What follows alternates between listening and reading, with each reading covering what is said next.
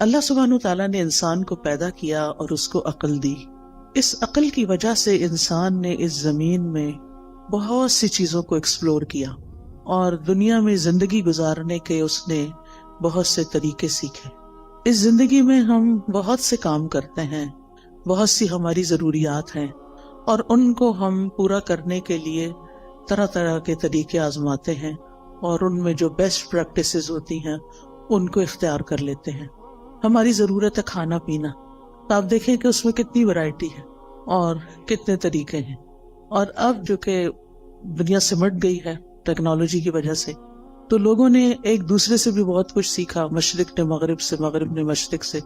جس ملک میں بھی جائیں ہر طرح کے کھانے اویلیبل ہیں.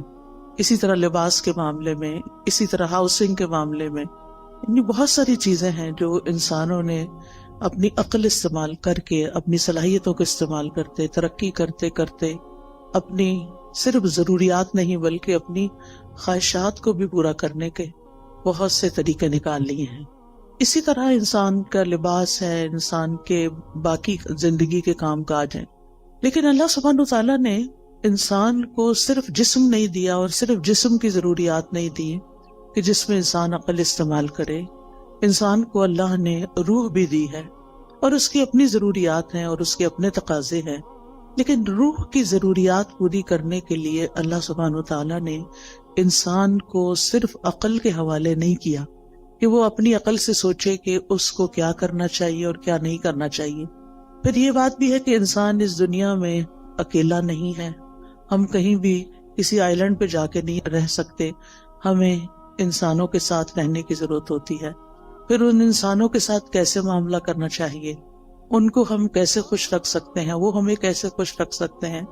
ہماری ان تمام ضروریات کو پورا کرنے کے لیے، یعنی ہماری روح کی ضروریات، ہماری انسانوں کے ساتھ معاملہ کرنے کی ضروریات، اور اسی طرح دیگر کچھ اور ضروریات بھی ایسی ہیں کہ جن کو انسان صرف اپنی عقل کی بنا پہ پورا نہیں کر سکتا. اس کے لیے اللہ سبحانہ تعالیٰ نے رسول بھیجے، ان پر کتابیں بھیجی. رسولوں نے انسانوں کو جینے کا ڈھنگ سکھایا، اچھے برے کا فرق بتایا، عقل کی رہنمائی کی اور انسانوں کو خوشگوار زندگی بسر کرنے کا طریقہ سکھایا. عام طور پر انسان کی غلط فہمی رہی ہے اور وہ یہ سمجھتا رہا ہے کہ اگر اس کی خواہشات پوری ہو جائیں گی تو اس کو ایک خوشگوار زندگی مل جائے گی، تو خوش ہو جائے گا. اسی لیے ہم دیکھتے ہیں کہ ہم اپنی خواہشات کی تکمیل میں بھاگ دوڑ کرتے ہیں، لیکن کچھ ہی عرصے کے بعد ہمیں پتہ چلتا ہے کہ جو کچھ ہم زندگی میں چاہتے تھے وہ سب کچھ تو مل گیا، پر دل اب بھی خوش کیوں نہیں؟ تو کس چیز کی کمی ہے؟ وہ اندر ایک ویکیوم سا کیوں ہے، ایک خلا کیوں ہے، ایک اداسی سی کیوں ہے، ایک بے اطمینانی اور بے سکونی سی کیوں ہے؟ وہ کیسے دور ہوگی؟ اس کے لیے انسانوں نے اپنے اپنے طریقے ایجاد کیے اور اپنے طریقوں سے اس ضرورت کو پورا کرنے کی کوشش کی، لیکن ناکام رہا. ہاں، اللہ کے وہ سمجھدار بندے جنہوں نے پیغمبروں کی بات کو مان لیا اور اس کے مطابق اپنی زندگی کو ڈھال لیا اور اللہ سبحانہ تعالیٰ کو پہچان لیا اور اس کے بندے بن کے رہے، تو انہوں نے اپنی زندگی کو بھی خوشگوار بنا لیا. اور پھر انہوں نے یہ جان لیا کہ زندگی صرف یہ نہیں ہے، یہ تو ایک امتحان کے لیے، زندگی تو اس کے بعد شروع ہوگی. لہٰذا انہوں نے اس زمین پر وہ کام کیے کہ جس سے ان کی دنیا بھی سنورے اور عاقبت بھی سنورے. بہرحال آج میں کچھ وہ باتیں آپ سے کروں گی کہ جس سے آپ کو اس دنیا میں اچھی سی زندگی بسر کرنے کے کچھ اصول، کچھ ضابطے ہاتھ آئیں، تاکہ ہم یہاں بھی سکون سے زندگی بسر کر سکیں اور بحیثیت مسلمان، چونکہ ہمارا ایمان ہے کہ مرنے کے بعد ہم دوبارہ اٹھائے جائیں گے. جیسے اللہ تعالیٰ نے پہلی دفعہ پیدا کیا، اس کے لیے کچھ مشکل نہیں کہ وہ ہمیں دوبارہ بھی پیدا کر دے. یعنی دوبارہ کی زندگی کا ثبوت کیا ہے؟ پہلی دفعہ پیدا ہونا. یہ زندگی دلیل ہے اس بات پر کہ مرنے کے بعد ایک اور زندگی بھی ہو سکتی ہے اور ہم سب دوبارہ اٹھائے جائیں گے. اور جب اٹھائے جائیں گے پھر اللہ تعالیٰ کے حضور پیش کیے جائیں گے اور پھر ہمارے اعمال تولے جائیں گے اور پھر اس کے مطابق ہمارا ٹھکانہ بنے گا. کچھ لوگ جنت میں جائیں گے، کچھ جہنم میں جائیں گے. جنت میں جانے والوں کے بھی درجات ہیں اور جہنم میں جانے والوں کے بھی درکات ہیں. عربی زبان میں درجہ کہتے ہیں جو اوپر کو چیز جاتی ہے، اور درک کہتے ہیں جو نیچے کو جاتی ہے۔ کہ ان المنافقین فی الدرک الاسفل، یعنی سب سے نچلے گڑھے میں منافق ہوں گے۔ تو کچھ لوگ جنت میں جو جائیں گے، جنت میں بھی ان کے درجات ہوں گے۔ جنت کے بارے میں ایک روایت میں آتا ہے کہ اس کے 100 درجے، کچھ لوگ پہلے درجے پہ ہوں گے، کچھ 20ویں پہ ہوں گے، کچھ 30ویں پہ، اور کچھ آخری جنت الفردوس میں ہوں گے۔ اور یہ درجات کس بنا پر ہوں گے؟ قرآن مجید میں آتا ہے لِكُلٍّ دَرَجَاتٌ مِّمَّا عَمِلُوا، ہر ایک کے درجات ہیں اس کے مطابق جو انہوں نے عمل کیے، یعنی جیسے عمل ہوں گے، جتنے عمل ہوں گے، اس کے مطابق درجہ ملے گا۔ دنیا میں بھی انسان جیسے جتنی کمائی کرتا ہے، محنت کرتا ہے، کام کرتا ہے، اتنا مال اکٹھا کر لیتا ہے۔ عمل کا بھی یہی حال ہے، جتنا انسان عمل کرتا ہے، کوشش کرتا ہے، اور اس کے مطابق پھر آخرت کے درجات کما لیتا ہے۔ اب یہ ہماری اپنی چوائس ہے کہ ہم اپنے لیے کیا چاہتے ہیں۔ بہرحال خوشگوار زندگی بسر کرنے کا پہلا اصول یہی ہے جو قرآن نے ہمیں دیا ہے کہ انسان عمل صالح پر، نیک کاموں پر، خیر کے کاموں پر توجہ کرے اور ان کو بجا لانے کی کوشش کرے۔ اس میں ہم سورۃ النحل میں دیکھتے ہیں، آیت نمبر 97 ہے، من عمل صالحا من ذکر او انثى وهو مؤمن فلنحيينه حياة طيبة وَلَنَجْزِيَنَّهُمْ أَجْرَهُمْ بِأَحْسَنِ مَا كَانُوا يَعْمَلُونَ۔ جو کوئی نیک عمل کرے گا، جو بھی کوئی اچھا کام کرے گا، خواہ مرد ہو یا عورت ہو، شرط یہ کہ وہ مومن ہو، وَهُوَ مُؤْمِنٌ فَلَنُحْيِيَنَّهُ حَيَاةً طَيِّبَةً، تو ہم اس کو ضرور عمدہ زندگی بسر کروائیں گے۔ حیات طیبہ، یہ آخرت کی بات نہیں ہو رہی، یہ دنیا کی بات ہو رہی ہے کہ دنیا میں بھی اس کو ایک اچھی پیور لائف ملے گی، صاف ستھری زندگی ملے گی، اور اس کا تعلق انسان کے ظاہر سے بھی ہے اور انسان کے دل سے بھی ہے۔ اور پھر اس کے بعد وَلَنَجْزِيَنَّهُمْ أَجْرَهُمْ، ان کو ان کے اعمال کا بدلہ بھی ضرور دیں گے، بِأَحْسَنِ مَا كَانُوا يَعْمَلُونَ، اس بہترین طریقے پر جو وہ عمل کرتے تھے، یعنی جس کوالٹی کا، جس درجے کا وہ عمل کرتے ہوں گے، اسی درجے کے مطابق ان کو وہاں بدلہ بھی دیا جائے گا۔ اس لیے ہمارا فوکس اس بات پر ہونا چاہیے کہ ہم اپنی زندگی میں نیک اعمال کی طرف متوجہ ہوں۔ لیکن نیک اعمال سے پہلے ایمان ضروری ہوتا ہے، یعنی ہمیں اپنے ایمان پر کام کرنے کی ضرورت ہے۔ وہ مؤمن شرط ہے، اگر ایمان نہیں ہے تو آپ دیکھیں اچھے کام تو دنیا میں ہر کوئی کم کوئی زیادہ اچھے کام کرتا ہے، بلکہ بہت سے نان مسلم ایسے ہیں جو شاید مسلمانوں سے بھی زیادہ اچھے کام کر رہے ہوں، انسانیت کی بھلائی کے کام کر رہے ہوں، لیکن وہ فائدہ نہیں دیتے جب تک کہ وہ اللہ کے لیے نہ کیے جائیں اور اللہ پر ایمان لا کر نہ کیے جائیں۔ ایون مسلمان بھی اگر کوئی اچھا کام کرتا ہے لیکن اللہ کے لیے نہیں کرتا تو اس کا فائدہ نہیں ہوتا اس کو۔ اگر وہ اپنا کام دکھاوے کے لیے کر رہا ہے، دوسروں کو خوش کرنے کے لیے کر رہا ہے، تو اس کا وہ فائدہ نہ ہوگا۔ لہذا پہلا کام کیا کرنا ہے ہمیں کہ ہمیں اپنے ایمان پر کام کرنا ہے۔ ہمیں دیکھنا ہے کہ ہمارا ایمان کس کس چیز سے بڑھتا ہے اور کس کس چیز سے بڑھے گا۔ لہذا بہت ضروری ہے کہ ہم وہ کام کریں جس سے ہمارا ایمان بڑھے۔ اس میں آپ دیکھیں کہ ہم میں سے ہر شخص اپنے دل کی کیفیت کو تو سمجھتا ہے، ہم میں سے ہر ایک کو پتا ہے کہ کس کام کے بعد میری اندر کی فیلنگز اچھی ہو جاتی ہیں، میری اللہ سے محبت بڑھ جاتی ہے، مجھے لوگوں سے کوئی شکوے شکایت نہیں رہتے، مجھے صبر کرنا آ جاتا ہے، مجھے شکر کرنا آ جاتا ہے، مجھے لوگوں کے رویوں سے بے نیازی آ جاتی ہے، دنیا کے غم ہلکے ہونے لگتے ہیں۔ وہ کون سی چیز ہے؟ اس راز کو پائیں۔ جس نے اس راز کو پا لیا وہ کامیاب ہو گیا، کیونکہ بہت سے لوگ بھٹکتے رہتے ہیں اندھیروں میں، سب کچھ جاننے کے باوجود بھی ان کو یہ نہیں پتا چلتا کہ ان کے دل کا چین، سکون، اطمینان، خوشی کس چیز میں ہے۔ سب کچھ ہوتے ہوئے بھی وہ پریشان کیوں رہتے ہیں، سب کچھ ہوتے ہوئے بھی کسی چیز کی کمی کا احساس کیوں رہتا ہے۔ لہٰذا ہم میں سے ہر ایک کو مختلف چیزیں ٹرائی کرنی چاہیے تجربہ کرنا چاہیے. وہ کون سی بات ہے، وہ کون سا کلام ہے، وہ کون سی مجلس ہے، وہ کون سا انسان ہے، وہ کون سی محنت اور کوشش ہے کہ جس کے بعد مجھے ایک سیٹسفیکشن نصیب ہوتی ہے. اور جس چیز کے بعد آپ کو ملے اس چیز کو پھر دوبارہ دہرانا چاہیے.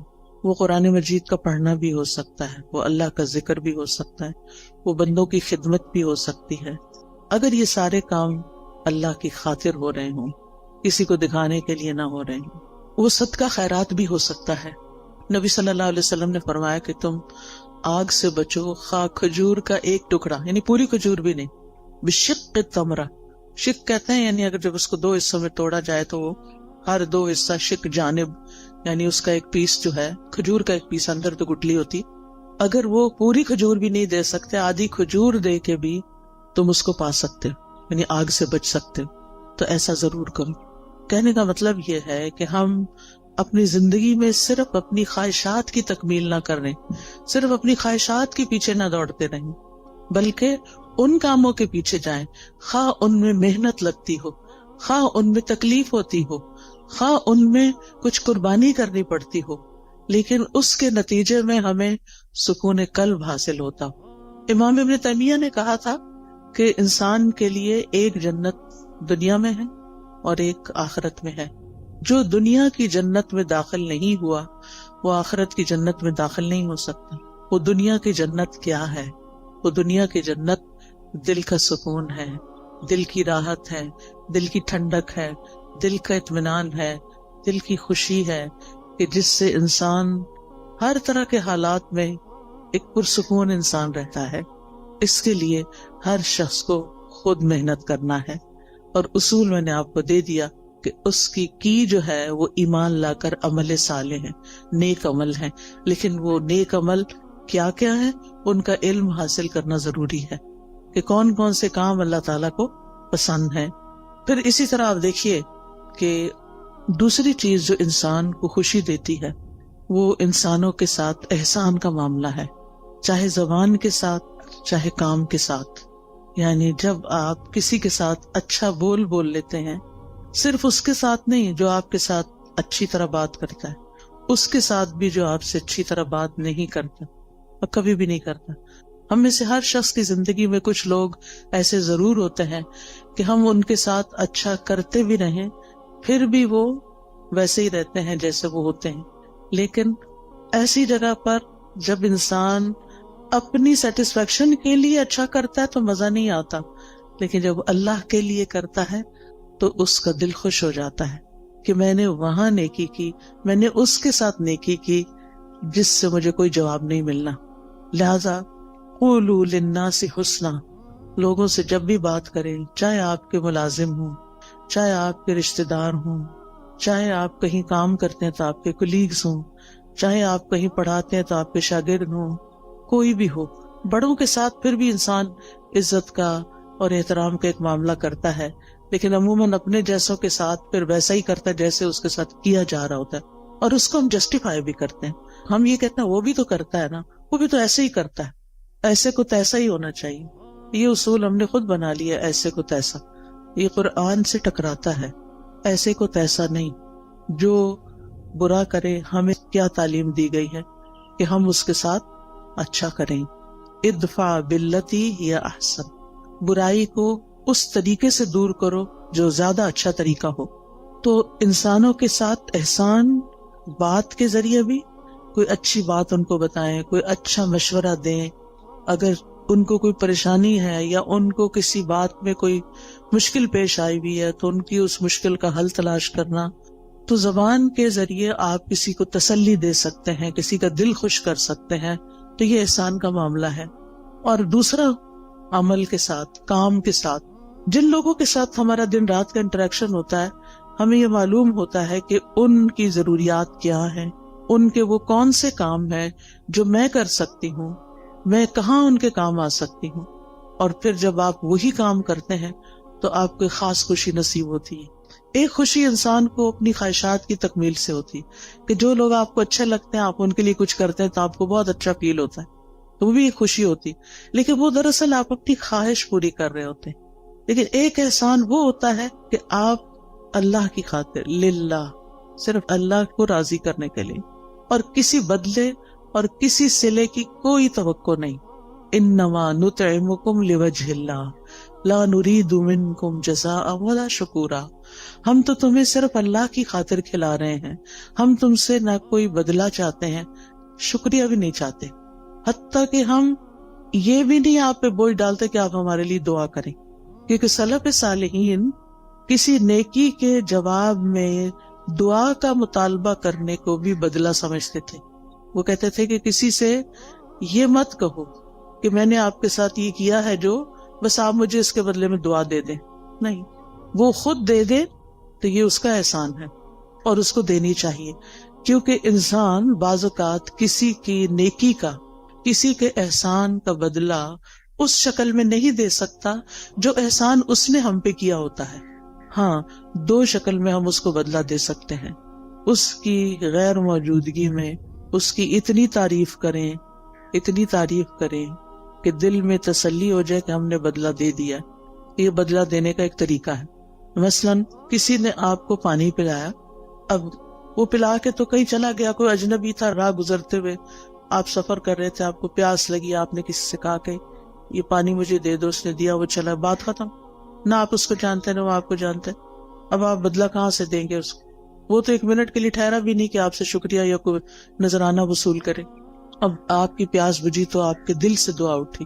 یہ آپ کا اپنا فرض بنتا ہے کہ آپ اس کے لیے کچھ کریں، اور بہترین چیز آپ کیا کر سکتے ہیں کہ اس کے لیے دعا دے سکتے ہیں، اور پھر اپنی منزل پہ پہنچ کے اس کی تعریف کر سکتے ہیں کہ ایسا اور ایسا شخص مجھے راستے میں ملا کہ جس کی یہ اور یہ خوبیاں تھیں.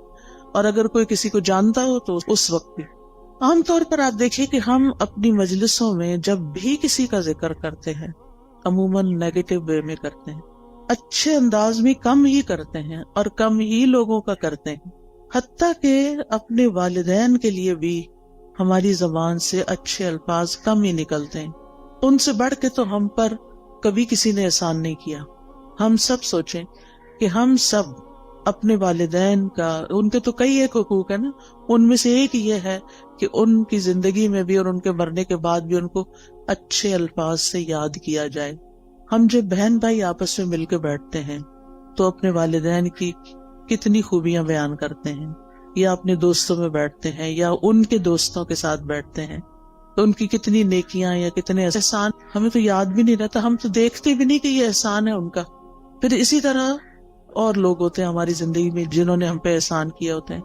کوئی نانی دادی ہوتی ہے، کوئی اور ٹیچر ہوتی ہے، کوئی رشتہ دار ہوتی ہے، کئی لوگ ہوتے ہیں نا. ایک انسان جب گرو کرتا ہے، بڑا ہوتا ہے، تو کئی لوگوں کا اس میں ہاتھ ہوتا ہے.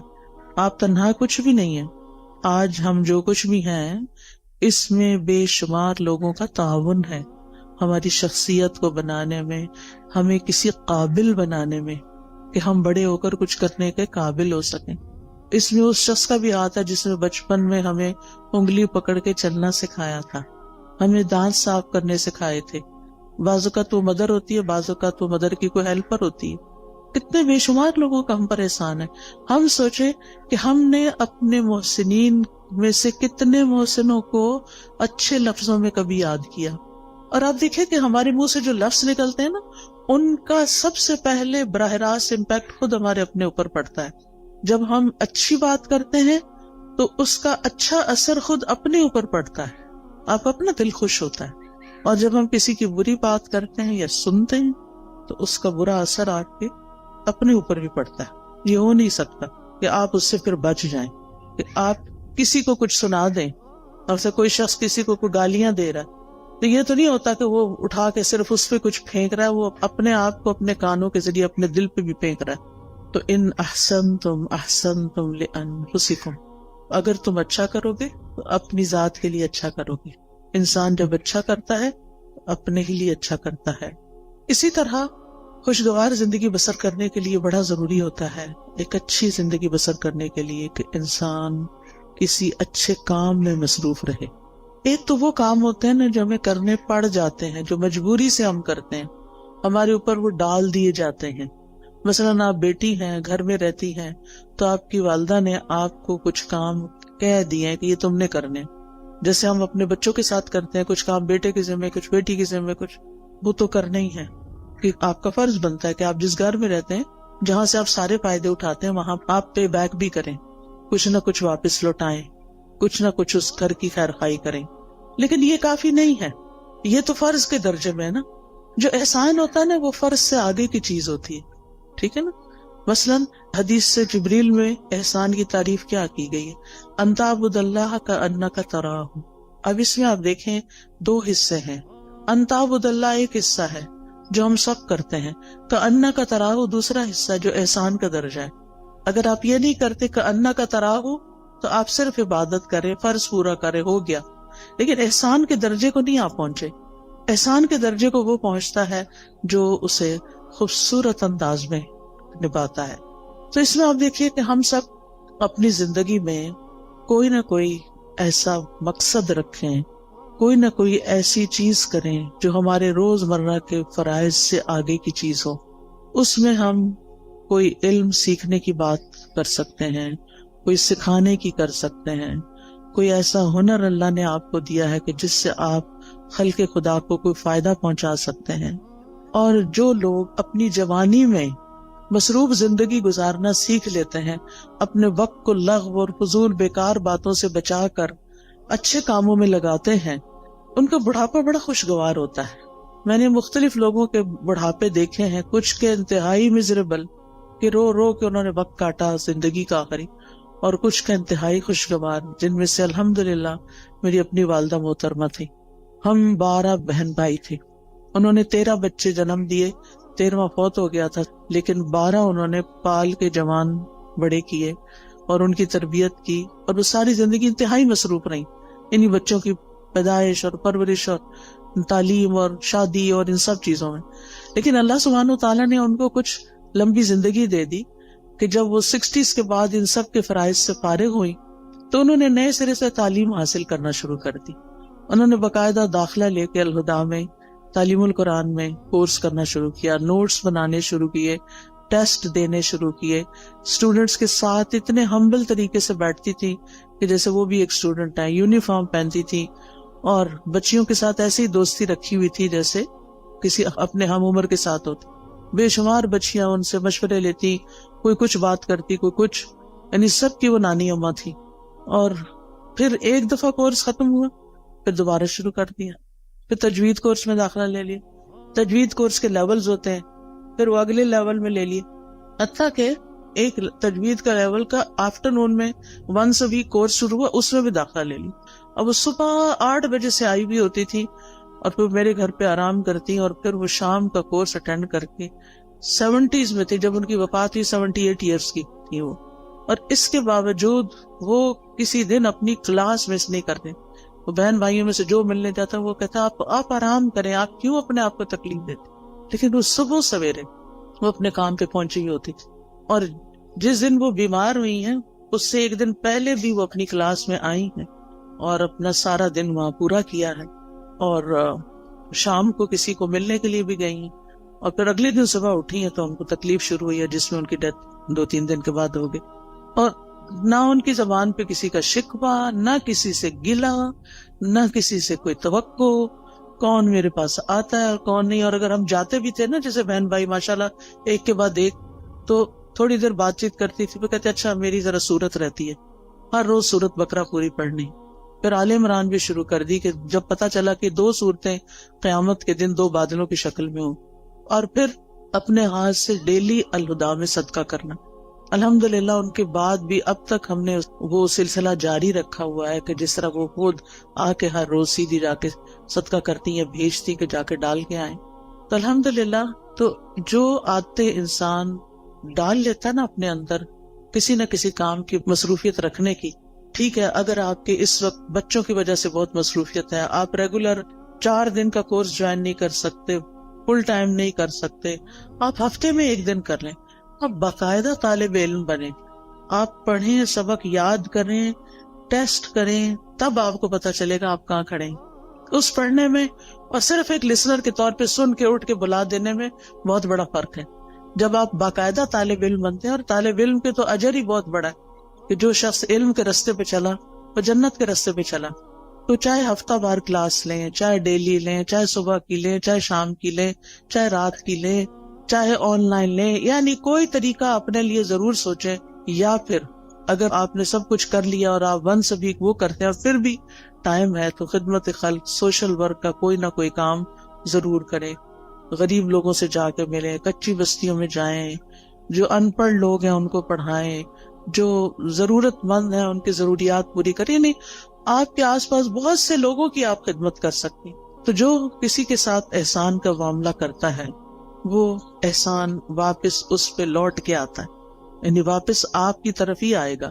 دنیا میں بھی آپ کو فائدہ دے گا، آپ کی زندگی خوشگوار ہو جائے گی، آپ کے غم دور ہو جائیں گے، اور آخرت میں تو فائدہ دے گا ہی دے گا. مسلمان کو جب قبر میں دفن کیا جاتا ہے، اور قبر کی تنہائی تو آپ کو پتا ہے کوئی بھی ساتھ نہیں جاتا، اس وقت صرف عمل ساتھ جاتے ہیں. تو نماز اس کے سرانے کی طرف آ جاتی ہے، صدقہ خیرات اس کے، زکوٰۃ دائیں طرف آ جاتی ہے، روزہ بائیں طرف، اور صدقہ خیرات اور دیگر نیکیاں پاؤں کی طرف. لہٰذا کوئی بھی عذاب کسی طرف سے بھی آنے کا رستہ نہیں رہتا، اور وہ یہ چیزیں اس کو پروٹیکٹ کرتی ہیں. لیکن اگر ان میں ہی کمی ہو اور وہی ناقص ہو، پروٹیکشن والی ویک ہو، تو پھر کون بچانے آئے گا؟ وہاں تو رونا دھونا بھی کام نہیں آئے گا. لوگ مزے سے اپنے بستروں میں سوئے ہیں، اور قبر کا عذاب سہنے والا اندھیری کوٹڑی میں اکیلے مصیبت میں پڑا ہوا ہے، جس کا کوئی فریادی نہیں ہے، کوئی پوچھنے والا نہیں.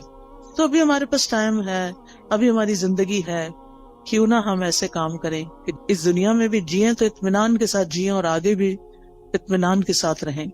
پھر اسی طرح آپ دیکھیں کہ ایک اور چیز کا آپ خیال رکھیں کہ ماضی میں جو کچھ ہو چکا اس پر غمگین نہ رہا کریں، ریگریٹس نہ کیا کریں بہت، بس توبہ کر لیا کریں. جو ہو چکا سو ہو چکا، اب وہ ہاتھ سے نکل چکا ہے. اب ہمارا معاملہ اللہ تعالیٰ کے ساتھ ہے، اور وہ غفور الرحیم ہے، رحمان الرحیم ہے. لہٰذا اس سے ہم اچھا حسن ظن رکھتے ہیں کہ وہ ہمیں معاف کر دے گا. لہٰذا جتنی بھی غلطیاں جو جانتے ہیں جو نہیں جانتے، ان سب پر ہم توبہ کرتے رہیں، استغفار کرتے رہیں، لیکن غم نہ کریں. کیونکہ بعضوں کا شیطان انسان کو غمگین رکھتا ہے.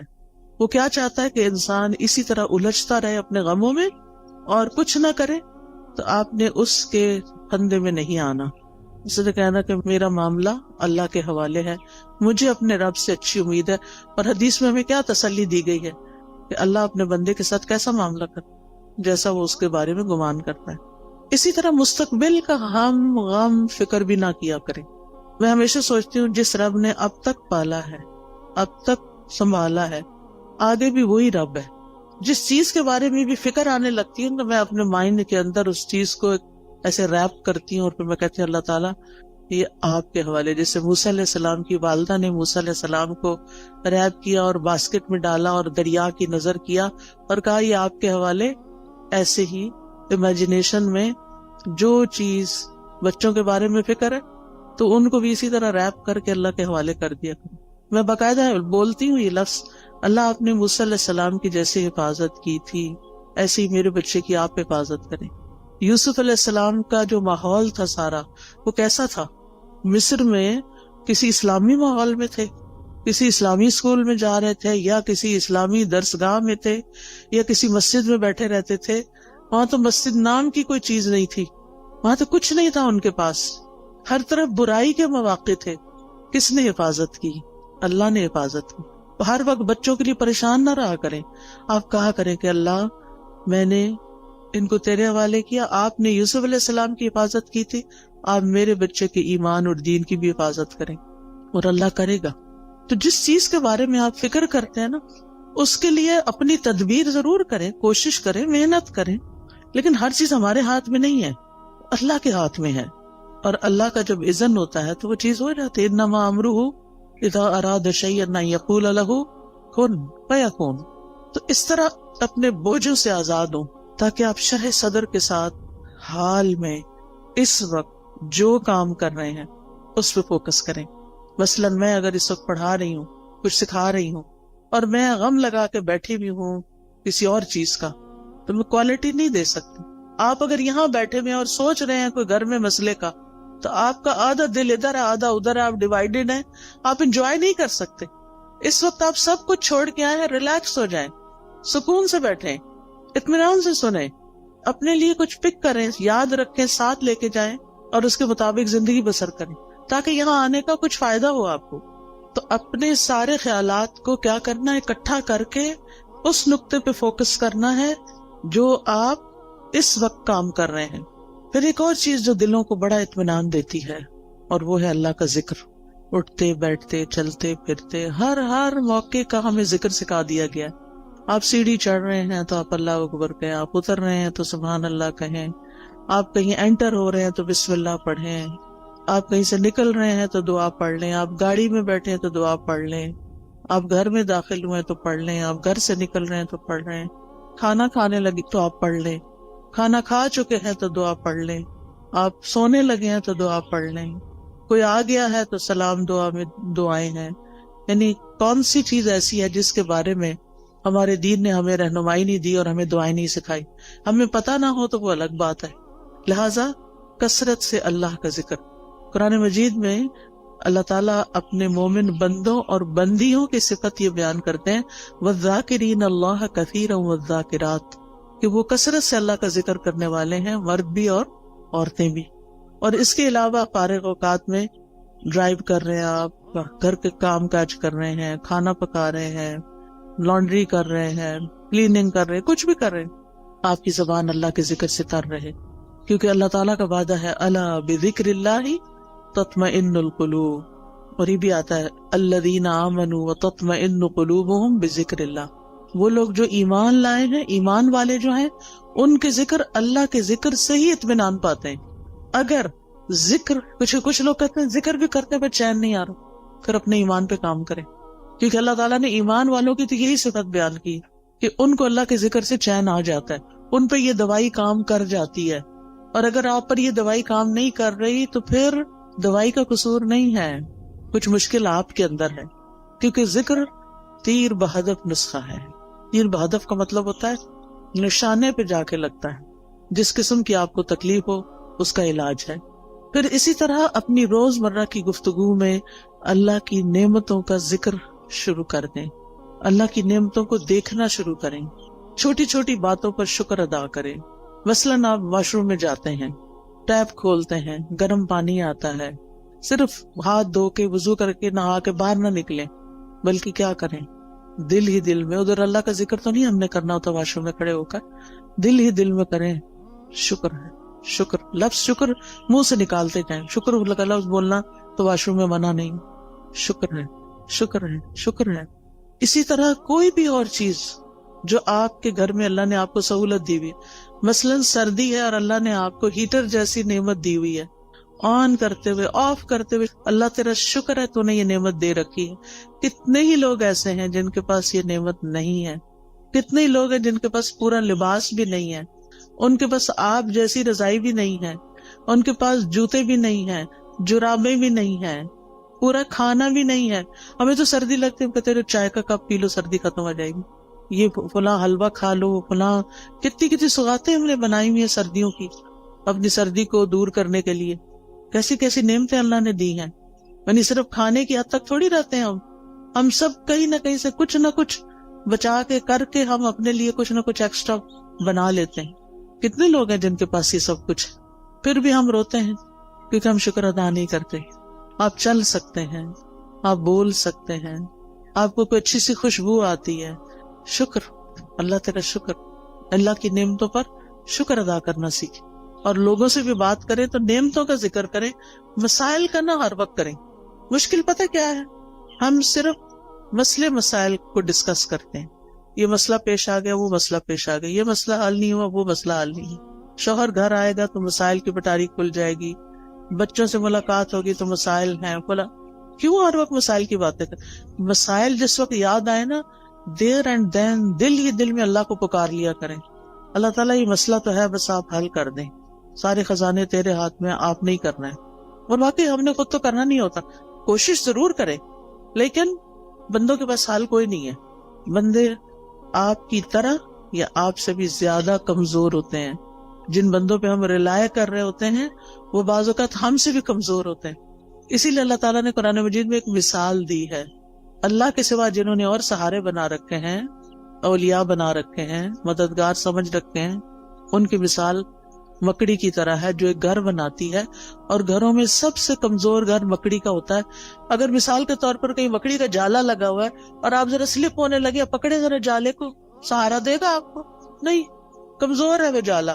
کمزوروں کا سہارا چھوڑ کر سب سے طاقتور کا سہارا پکڑیں، اللہ پر توکل کریں، اللہ کا سہارا لیں، اللہ سے مدد مانگیں، اس پر یقین رکھیں. ہر چیز اس کے ہاتھ میں ہے. بیدہ الملک، ساری بادشاہت، ساری ملکیت اسی کی ہے. وہو علی کل شیء قدیر، اور وہ ہر چیز پر پوری قدرت رکھتا ہے. پھر آپ دیکھیں کہ جو چیزیں آپ کو پریشان کرتی ہیں نا، ان کی کسی وقت لسٹ بنا لیں. مجھے یہ بھی فکر ہے، مجھے یہ بھی فکر ہے، یعنی کیا کیا کیا کیا کیا کیا پریشان کر، کیا کیا غمگین کرتا. ہاتھ پہ ہاتھ رکھ کے نہیں بیٹھے رہیں، لسٹ بنائیں. کیا بادر کر رہا ہے، کیوں کر رہا ہے، اس مسئلے کا حل کیا ہے. ٹھیک ہے نا؟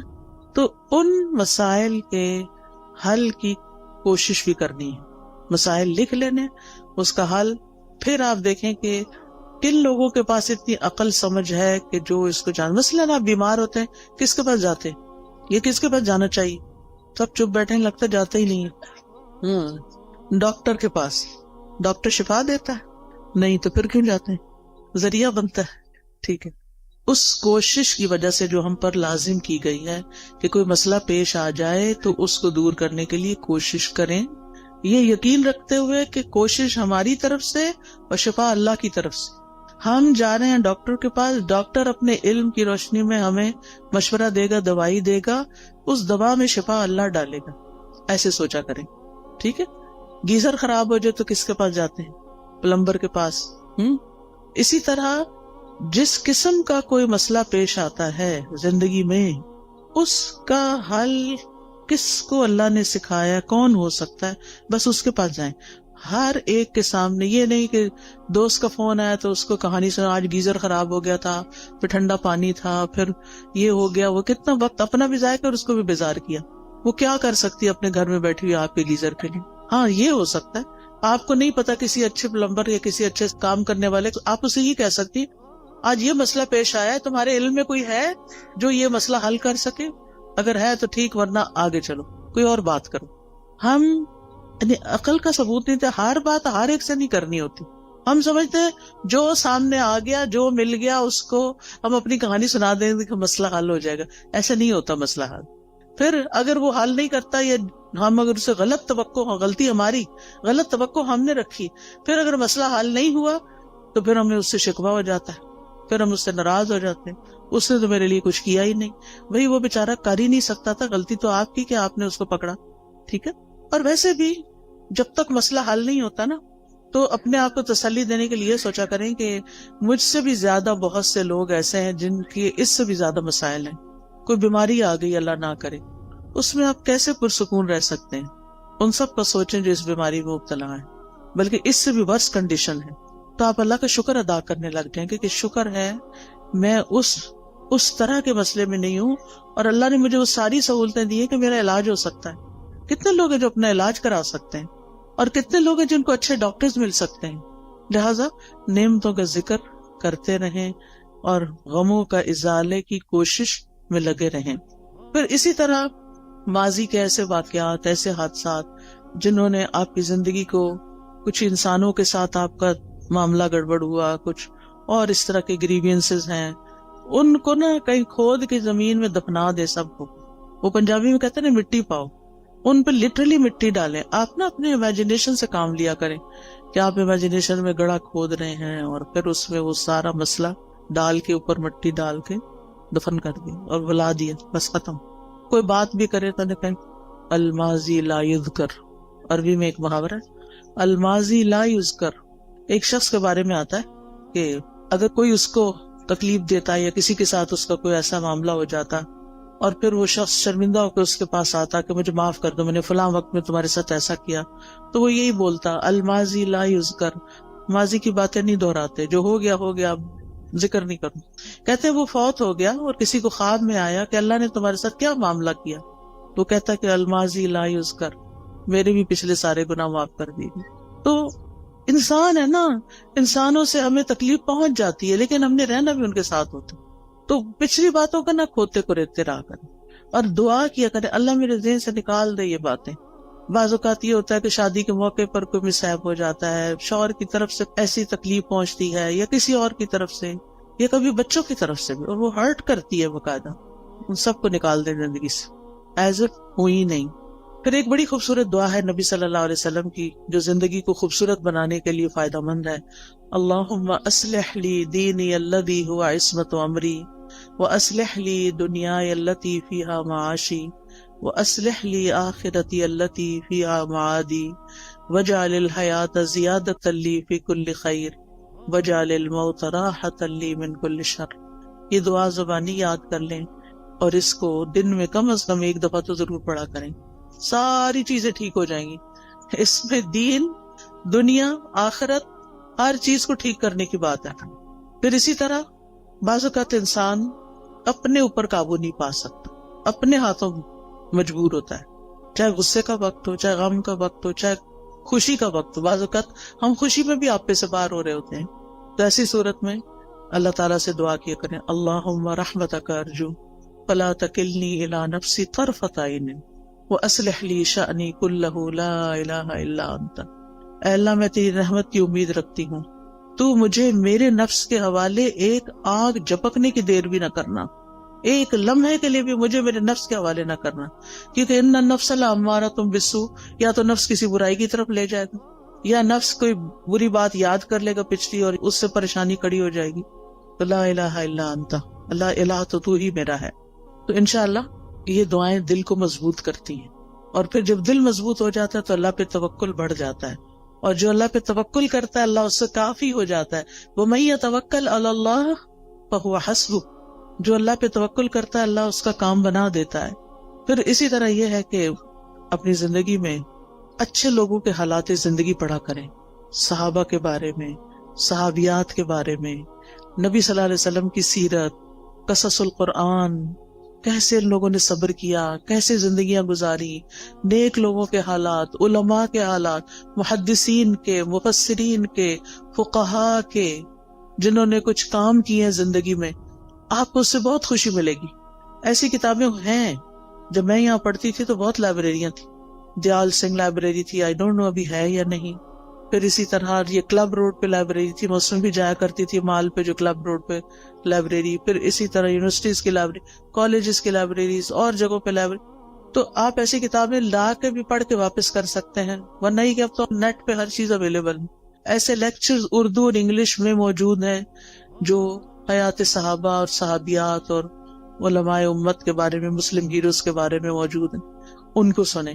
اس سے یہ ہے کہ آپ کی زندگی صراط مستقیم پہ آئے گی، کیونکہ ہم ہر روز کہتے ہیں اهدنا الصراط المستقیم صراط الذین انعمت علیہم غیر المغضوب علیہم ولا الضالین. تو انشاءاللہ ان لوگوں کی زندگی میں آپ کو بڑی بڑی رہنمائیاں ملیں گی. پھر اسی طرح یہ ہے کہ زندگی میں اعتدال بڑا ضروری ہے. خوشی میں اعتدال، غم میں اعتدال، محبت میں اعتدال، نفرت میں اعتدال، ہر چیز میں توازن اور اعتدال. پھر اسی طرح لوگوں کے رحم و کرم پہ خود کو نہیں چھوڑنا کہ انہوں نے کچھ کہہ دیا تو آپ پریشان ہو گئے، انہوں نے کوئی تعریف کر دی تو آپ خوش ہو گئے. خوشی لوگوں میں نہیں ڈھونڈے، خوشی اپنے اندر ڈھونڈے. within yourself. آپ لوگوں کی مرضی پہ جینا نہ شروع کریں، اللہ کی مرضی پہ جئیں. اب لوگ ایسا لباس چاہتے ہیں تو ہم ویسے بن جائیں. کیوں بن جائیں؟ میرا رب تو کچھ اور چاہتا ہے، لوگ کچھ اور چاہتے ہیں. میں نے تو لوٹ کے رب کے پاس جانا ہے، میں کیوں لوگوں کو خوش کرتی رہوں؟ مجھے تو اپنے رب کو خوش کرنا ہے. اور اسی طرح تمام معاملوں میں. پھر آپ دیکھیے کہ جب آپ کوئی بھی ایسی چیز کریں گے یعنی جو رب کی مرضی کے مطابق ہوگی، رب کی مدد سے ہوگی، رب کی خاطر ہوگی، تو اس چیز میں برکت بہت ہو جائے گی. للہ و باللہ و علی اللہ، اللہ کے لیے، اللہ کی مدد سے اور اللہ پہ بھروسہ کرتے ہوئے.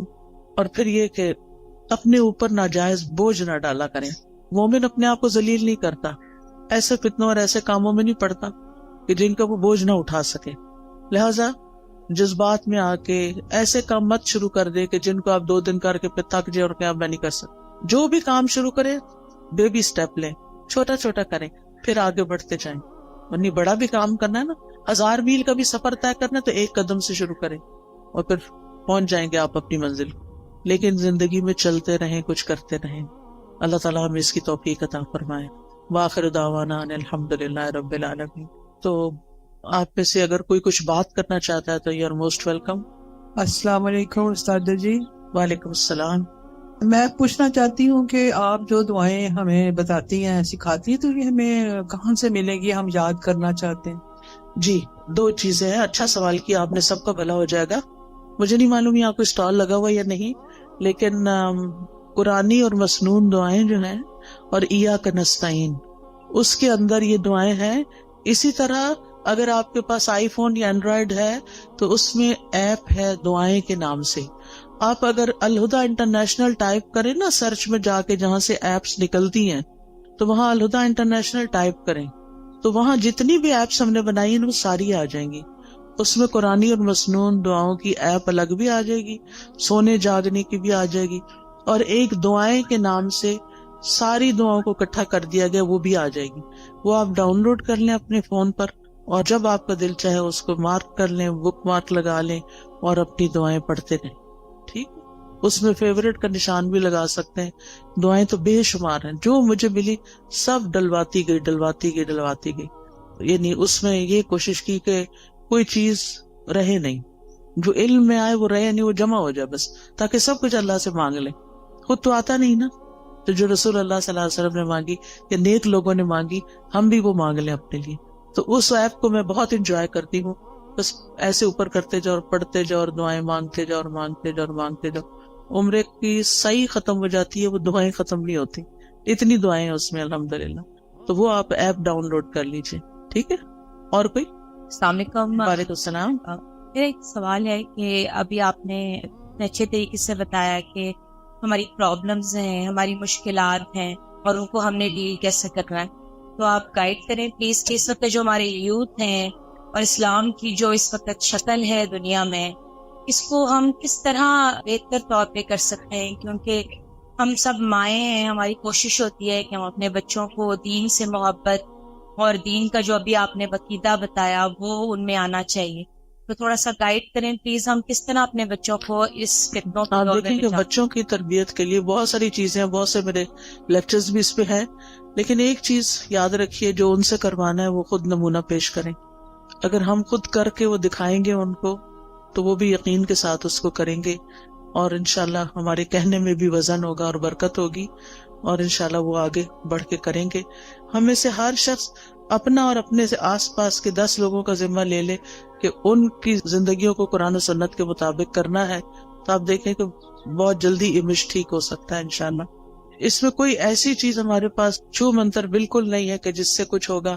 لانگ ٹرم کام کرنا پڑے گا. جیسے اگر آپ نے مثلا اپنا وزن کم کرنا ہو, کوئی دنیا میں ایسا نسخہ نہیں کہ آپ کوئی چیز کھا لیں اور آپ پتلے ہو جائیں. لمبے عرصے میں کام کر کے اپنا امیج ٹھیک کرنا پڑتا ہے. جی آپ کچھ کہنا چاہیں؟ میں قرآن کی خود بھی تعلیم حاصل کرنی چاہیے. آپ کے آس پاس جو ہے اتنا اچھا سینٹر بنا ہوا ہے, تو اپنی زندگی کا کچھ وقت نکالیں اور یہاں سے آ کے سیکھیں, تاکہ آپ کو اندازہ ہو کہ قرآن آپ کو اپنے بچوں کی تربیت کے کون سے اصول سکھاتا ہے, تاکہ آپ وہ امپلیمنٹ کریں. تو اس کے لیے پہلے علم کا ہونا ضروری ہے. تو یہ پاس ہی آپ کا سینٹر ہے, اس میں ضرور بالکل کوئی آ کے پراپر اس کا انٹروڈکشن کروا دے, کہاں پر ہے. جی السلام علیکم ورحمۃ اللہ وبرکاتہ. جی یہ ہمارا جو سینٹر بنا ہوا ہے, اس میں آفٹرنون بچوں کی کلاسز ہو رہی ہیں, پورے 5 دن ہو رہی ہیں. تو ہم نے فری پک اینڈ ڈراپ بھی دیا ہوا ہے, تو اس میں آپ بچوں کو لائیں. بچے الحمدللہ سیکھ رہے ہیں, تو آپ بچوں کو ادھر کروائیں. تو اس لیے یہ سب نے جو 408 ای بلاک, تو آپ بچوں کو بھیجیں تو بچے انشاءاللہ سیکھیں گے. آپ لوگ خود بھی آئیں, عورتوں کے لیے بھی کورسز ہیں, بچیوں کے لیے بھی ہیں, اور شام کو جو ہے وہ بچوں کی کلاسز ہو رہی ہیں. تو یہ سوسائٹی سے بہت لوگ آ رہے ہیں, یہ کماہا سے آ رہے ہیں, جٹول سے آ رہے ہیں. تو آپ بچوں کو ادھر لائیں تو بچے انشاءاللہ سیکھیں گے. السلام علیکم. کسی کو اور تو نہیں کچھ کہنا؟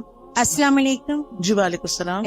میں آپ سے بات کرنا چاہتی ہوں کہ آپ سسٹم کی بات کریں. اللہ تعالیٰ قرآن پاک میں حاکم سے مخاطب ہے, تو سسٹم کی بات نہیں آپ کرتی ہیں, آپ قرآن کی ساری باتیں. جی آپ صحیح کہتی ہیں.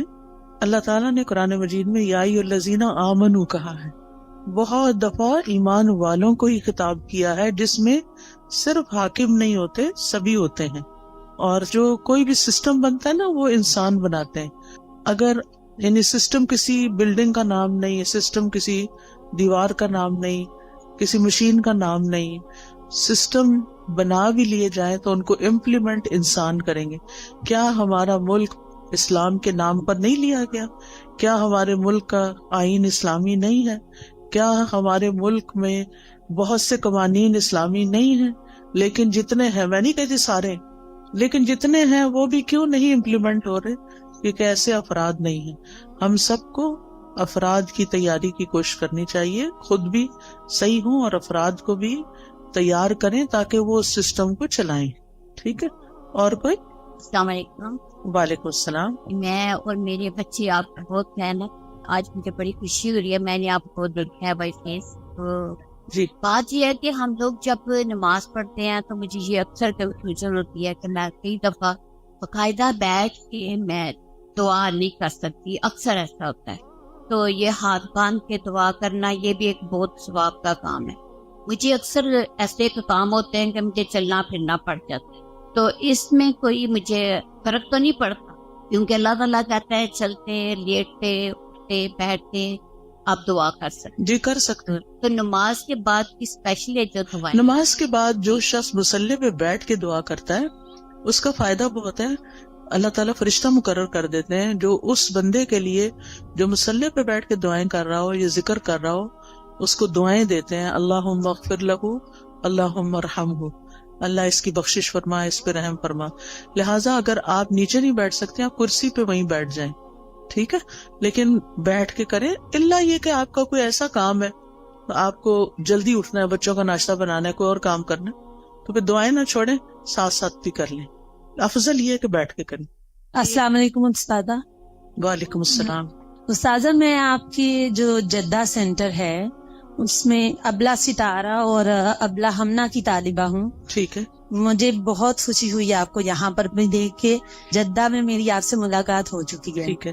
جی, ابھی صدقہ جاریہ کی آپ بات کر رہی تھی تو آپ کے لیے بھی خوشخبری ہے اور میرے لیے بھی الحمدللہ. میری بچیاں مسجد نبوی کی طالبہ ہیں اور آن لائن پڑھتی ہیں وہاں سے. تو آپ ابھی یہ اسمال اسٹیپس کی بات کر رہی تھی تو میں I used to keep on playing the audio of Asma Huda in my home. الحمدللہ بچہ بھی حفظ کر چکا ہے اور بچیاں بھی کر رہی ہیں. تو جب یہ ان کو سنا رہی تھی وہاں کی ابلا کو مسجد نبوی کی, اینڈ شی آسکڈ کہ آپ نے اسما ہدا کا سنا ہوا ہے, تو مجھے اتنی خوشی ہوئی. آپ بھی ماں ہیں الحمدللہ, آپ کو بھی ان کی بشارت دنیا میں بھی اللہ تعالیٰ اچھے کام ان سے بھی لے. اور میری بچی کی بھی آواز سن کے انہوں نے کیا کہ یہ وہاں سے پڑھ کے آئی ہیں کہیں. الحمدللہ. جی, بس یہ چھوٹے چھوٹے سے سٹیپس اگر ہم آئے لیں گی تو بالکل کچھ نہ نہیں. ہم جی بعض اوقات یہ سوچتے ہیں ہمارے پاس ریسورسز نہیں. الحمدللہ ہم ایسے دور میں پیدا ہوئے ہیں کہ ہمارے پاس آن لائن بہت سے ریسورسز موجود ہیں. کوئی بھی نہیں تو بھی ہم تنہا نہیں, بہت کچھ ہے ہم جس سے فائدہ اٹھا سکتے ہیں. السلام علیکم. وعلیکم السلام. ساتھ مجھے کوشچن کرنا ہے, جیسے آج کل بچوں کے ہم لوگ ریلیشنز کے لیے کوششیں کر رہے ہیں. بچوں کی چوائسیز ہوتی ہیں, بعض دفعہ فیملی پریشر ہوتا ہے کہ نہیں یہاں آپ کریں. تو اس میں ہم لوگ کو کیا کرنا چاہیے؟ بعض دفعہ ہوتا ہے ان کی چوائس میں ہم نکاح وغیرہ بھی کر دیتے ہیں, ہوتا ہے کہ چلو جائز طریقے سے آپ ایک دوسرے سے ریلیشن قائم رکھیں. بٹ گرلس کے جو ہوتے ہیں, لڑکیوں کے پیرنٹس, وہ پسند نہیں کرتے کہ بچہ بچی زیادہ آپس میں ملیں. اور اس میں پھر وہی ہوتا ہے کہ پرابلمز ہو گئی, کچھ بھی ہو گیا, اور بچہ کی تھوڑے عرصے بعد پتا چلتا ہے چوائس بدل گئی نکاح کے باوجود کہ جی مجھے یہاں نہیں کرنا, مجھے یہاں کرنا ہے. اس طرح کے ماحول کے کیسے بچوں کو ٹیکل کریں؟ اصل بات یہ ہے نا کہ دین سے دوری کی وجہ سے بہت سارے مسائل ہیں. اللہ کا تقوی نہیں ہے, اللہ کا خوف نہیں ہے, زندگی کو فن بنایا ہوا ہے. اللہ تعالیٰ سمجھ دے بس. جزاکم اللہ خیرن. چونکہ اب میں اس سے زیادہ آگے گئی تو آپ کی نماز لیٹ ہو جائے گی, آپ کو گھر پہنچ کے مغرب وقت پر پڑھنی چاہیے, کیونکہ ان الصلاۃ کانت علی المؤمنین کتابا موقوتا, نماز مومنوں پر وقت کی پابندی کے ساتھ فرض کی گئی ہے, تو اس کا اہتمام کیجیے.